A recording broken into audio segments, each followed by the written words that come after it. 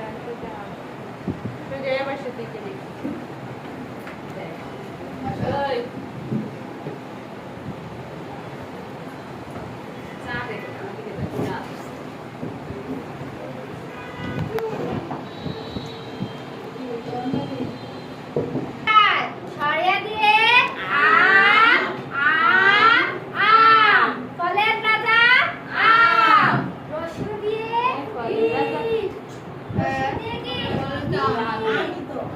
để không bỏ lỡ